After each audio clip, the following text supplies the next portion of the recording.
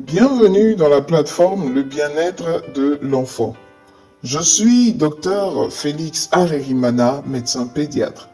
Dans cette troisième partie, nous verrons les aliments à manger en cours de grossesse.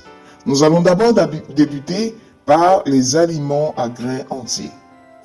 Les aliments à grains entiers regroupent les produits céréaliers et les autres grains, dont le pain, les pâtes alimentaires, le riz, le quinoa, le gruyot, les muffins maison, etc. Ils devraient occuper environ le quart de votre assiette au repas. Privilégiez les produits céréaliers à grains entiers, car ils donnent de l'énergie et renferment plusieurs vitamines et minéraux. De plus, les fibres qui renferment facilitent la digestion, aident à prévenir la constipation et nourrissent les bonnes bactéries de votre microbiote. Les biscuits et les pâtisseries sont d'autres sources de céréales, mais ils contiennent une grande quantité de gras et de sucre, en plus d'être généralement faits de farine blanche. Consommez donc les biscuits et les pâtisseries avec modération.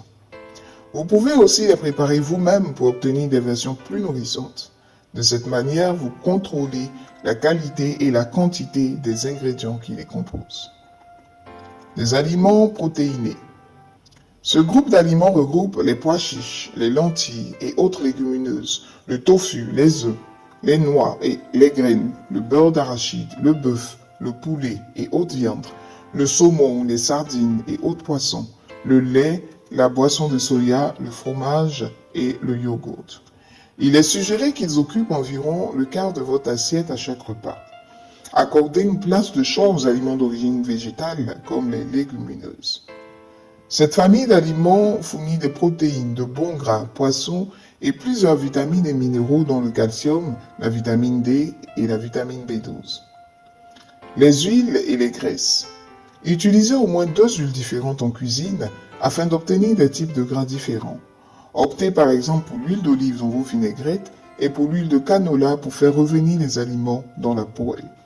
Vous pouvez aussi utiliser le beurre avec modération. Les poissons et le mercure. Les recommandations. La plupart des poissons offerts à l'épicerie ne posent pas de danger pour la santé des femmes enceintes. Certains poissons peuvent cependant contenir des contaminants comme du mercure. Le mercure peut causer des dommages au cerveau du bébé. Les femmes enceintes ou qui prévoient le devenir et celles qui allaitent devraient limiter leur consommation de thon frais ou surgelé, de requin, d'espadon et de marlin à 150 grammes par mois, thon blanc en conserve à 300 grammes par semaine. Notez que cette consigne ne s'applique pas au thon pâle en conserve, une autre variété de thon qui, elle, ne se présente pas en danger. Les poissons et les fruits de mer suivants peuvent quant à eux être consommés sans restriction.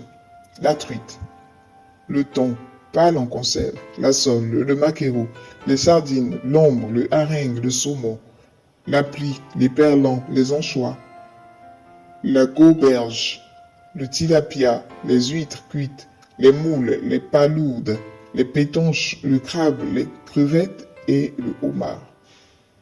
Merci de nous avoir suivis pour cette partie. Dans la dernière partie, nous verrons quel aliment éviter quand on est enceinte.